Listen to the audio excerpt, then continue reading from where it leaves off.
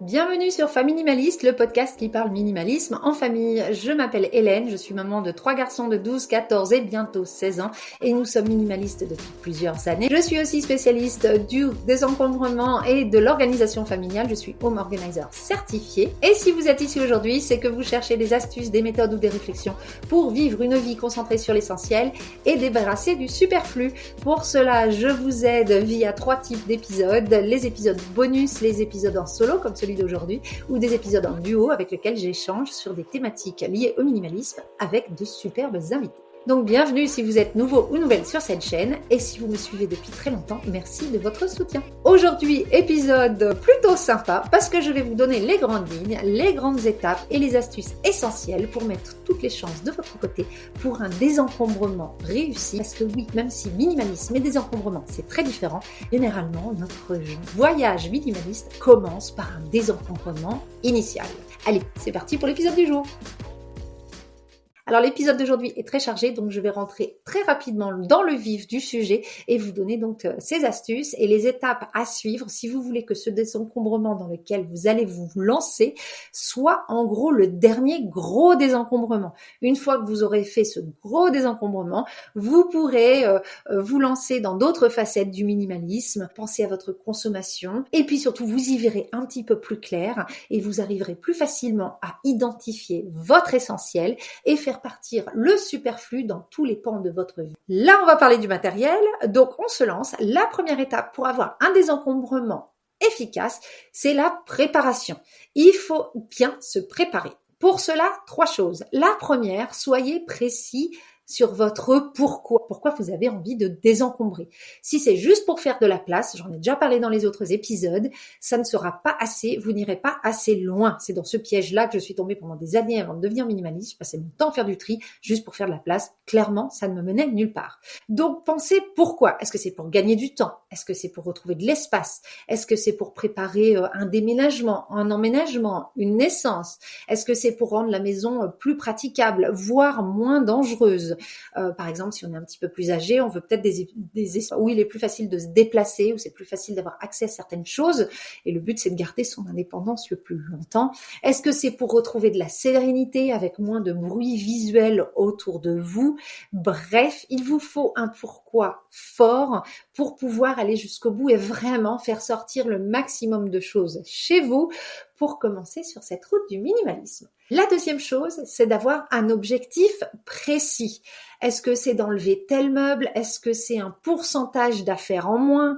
Est-ce que c'est du temps gagné en ménage? Donc, il faut un objectif précis et ça vous aidera au moment du tri de regarder un petit peu et de voir si vous approchez de cet objectif ou pas. La troisième chose pour bien vous préparer, c'est de visualiser le résultat. Qu'est-ce que ça va vous apporter? Une fois que vous allez pousser la porte de chez vous, quel va être l'avantage d'avoir fait ce grand désencombrement? Comment vous allez vous sentir quand vous serez dans cette pièce ou quand vous allez utiliser le coin de cette pièce?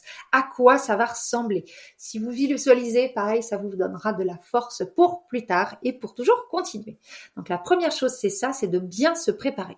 La deuxième chose, c'est de planifier son action et de la planifier en détail. C'est-à-dire, quand est-ce que je vais passer à l'action? Faut poser une date. C'est un peu comme on dit avec nos amis, oh, faudrait qu'on se voit plus tard. Dès que je me reprends en train de dire cette phrase à un ami, généralement, je fais, on sort tout de suite les agendas et il y aura une date. Parce que sinon, on se verra jamais, clairement. Donc là, quand est-ce que vous allez passer à l'action? Pensez à quand est-ce que ce serait la prochaine fois que vous pouvez avoir du temps ininterrompu, quelle que soit la durée de votre action, que vous planifiez de faire du tri pendant toute une journée ou alors juste pendant 1 heure. S'il faut vous organiser pour avoir du temps ininterrompu, organisez-vous. Mais le temps, ça se crée, ça ne se trouve pas. J'ai fait un épisode d'ailleurs là-dessus sur créer du temps contre trouver du temps. Si ça vous intéresse, c'est un des premiers épisodes.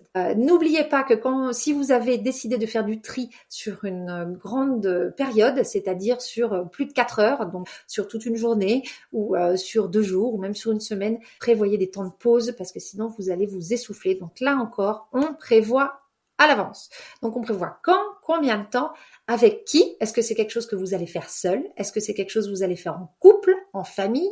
Il y a peut-être certaines pièces que vous allez faire seul, peut-être certaines pièces avec, typiquement la chambre des enfants, on essaie de la faire avec eux, à moins qu'ils soient vraiment très bébés. Donc voilà, avec qui?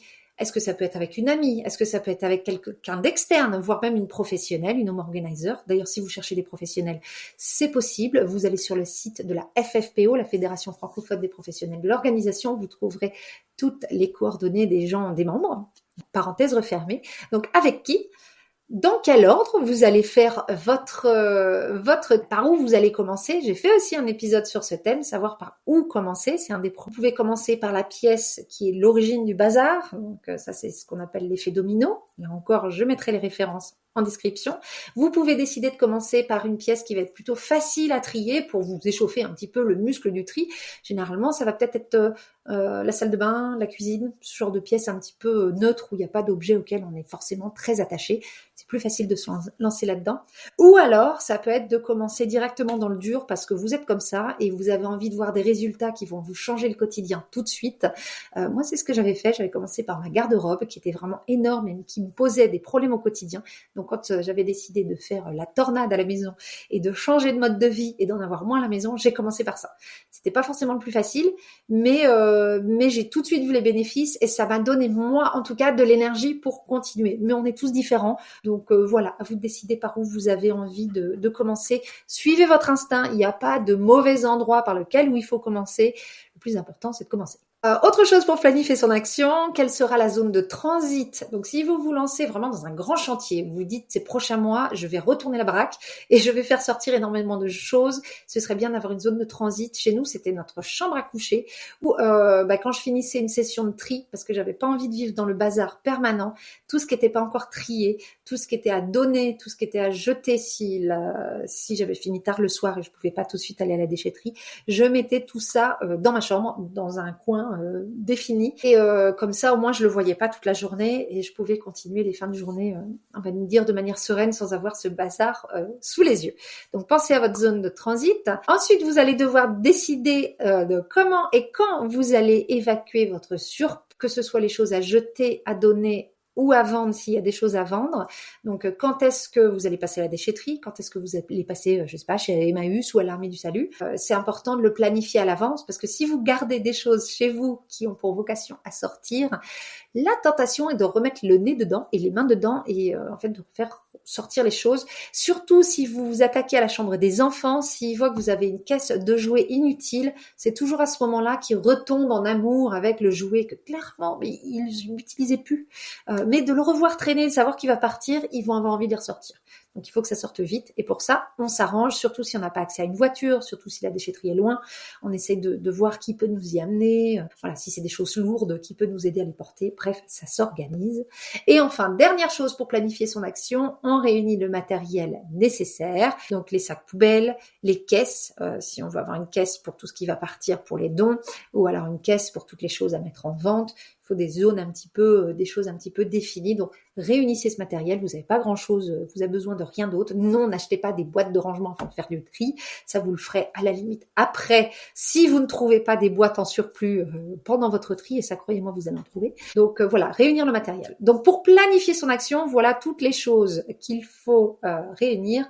Ne vous inquiétez pas, tout ce que je dis, je sais que je le dis assez vite, c'est dans la fiche méthode de l'épisode qui est à télécharger en description. Troisième étape, c'est le tri. On s'y met enfin.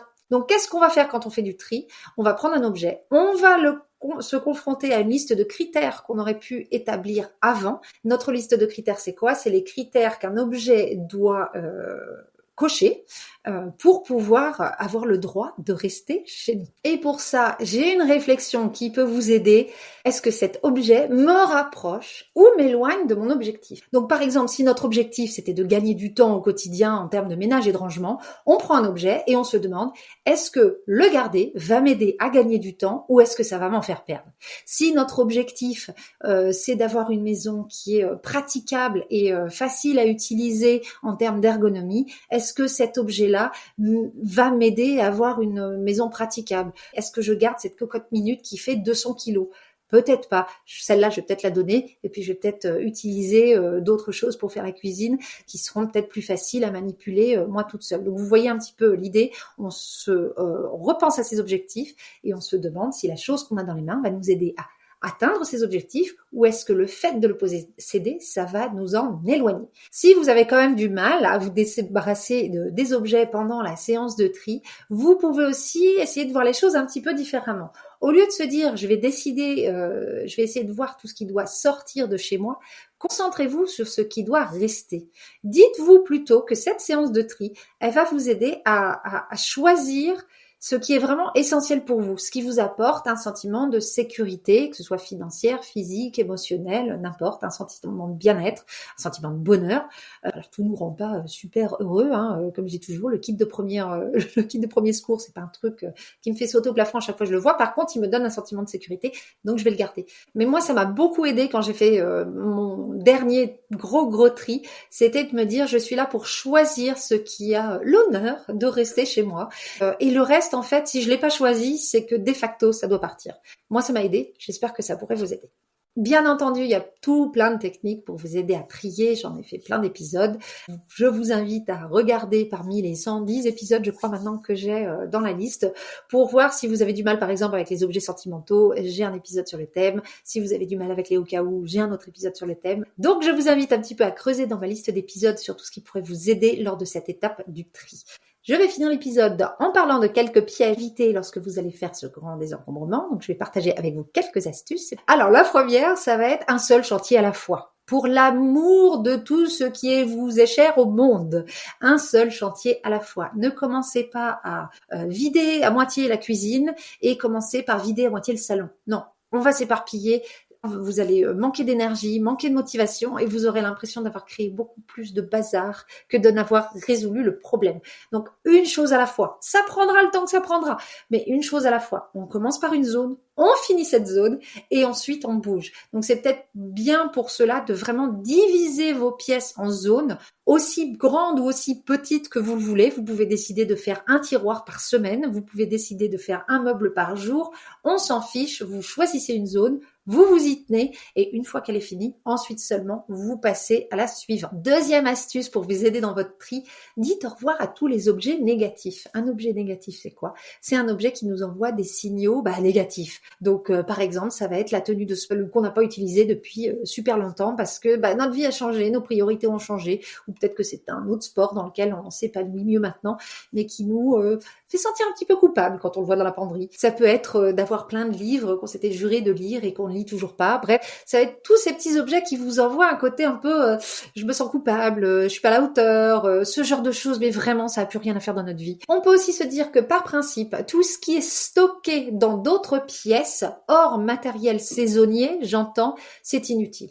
Vraiment. Si on avait besoin de ces objets-là, il serait dans des pièces, il serait avec nous dans notre quotidien. Si c'est à la cave, à moins que ce soit saisonnier, c'est qu'on n'en a pas. Si avant d'ouvrir un carton, vous savez pas ce qu'il y a dedans, partez du principe que vous n'avez besoin de rien là-dedans. Donc ça va vous aider à la prise de décision. Autant que ces objets, s'ils sont en bon état, ils fassent des heureux et ils soient utilisés. Si c'est des souvenirs, avoir des souvenirs, c'est bien, c'est une super idée, mais s'ils sont dans un placard ou dans un carton au fond du grenier, ça sert pas à grand chose. Donc à ce moment-là, ou on dit au revoir à ces objets, ou alors on les met en valeur chez nous, parce que oui, une fois qu'on aura débarrassé le superflu de notre maison, on pourra peut-être mettre plus en valeur les choses qui avant dormaient à la cave ou au grenier. Un piège dans lequel il ne faut aussi pas tomber, c'est la malhonnêteté, dishonesté, malhonnêteté, la malhonnêteté. C'est important d'être honnête avec soi-même lorsqu'on fait du tri. C'est important aussi d'être honnête avec les au cas où. On garde les choses, mais au cas où quoi?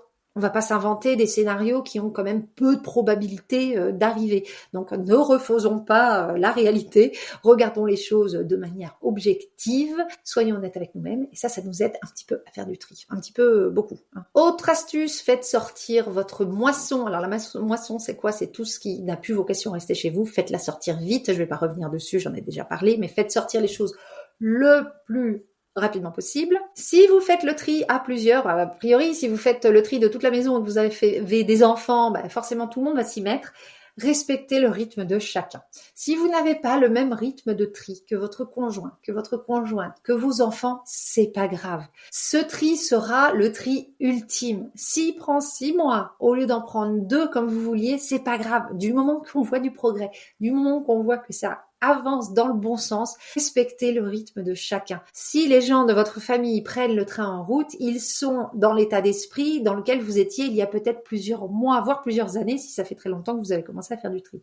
Donc, on fait preuve un petit peu de bienveillance, un petit peu de patience, et du moment qu'on voit du progrès, on essaie vraiment de respecter le rythme de chacun. Et enfin, ne pas s'inquiéter, un tri peut se faire en plusieurs fois. Au fur et à mesure où on fait du tri, on se rend compte de l'attachement qu'on peut avoir à certains objets, et en fait, on croit qu'on avait fini, par exemple, de faire du tri dans sa garde-robe, et au final, d'y repenser, on se dit, non, ça, j'étais peut-être pas prêt à lui dire au revoir. Cette pièce-là, j'étais peut-être pas prête à lui dire au revoir au moment où j'ai fait du tri.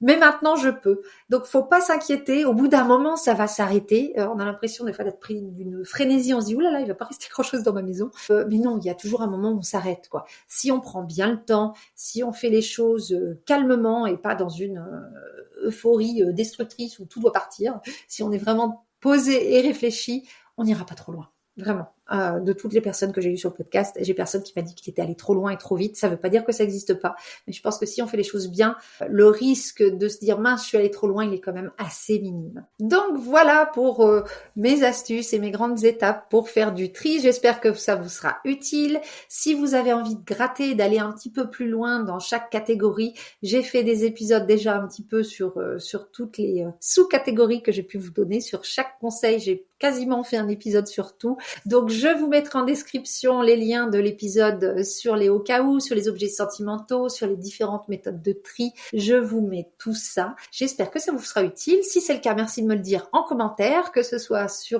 l'épisode juste là sur YouTube ou bien sur Spotify ou alors directement sur Instagram. Voilà pour l'épisode d'aujourd'hui, j'espère qu'il vous aura été utile. Si vous avez envie de rentrer en contact avec moi, je vous mets tout en description. Merci encore pour votre soutien. Si vous aimez mes épisodes et le contenu que je peux fournir, merci de vous abonner à ma chaîne sur la plateforme sur laquelle vous m'écoutez, là maintenant tout de suite. Ça prend 2 secondes et je vous jure, moi ça fait toute la différence et ça booste vraiment les écoutes. Et si vous avez envie de me soutenir de manière plus directe, vous pouvez m'aider à couvrir les coûts financiers liés à la production de ces podcasts. Vous pouvez aller sur la plateforme Ko-fi, faire un don dès 3 €. Merci déjà à toutes celles et tous ceux qui m'ont fait un don. Je vous remercie. Je vous dis à très bientôt. Et en attendant, n'oubliez pas, vivre avec moins, c'est vivre avec mieux.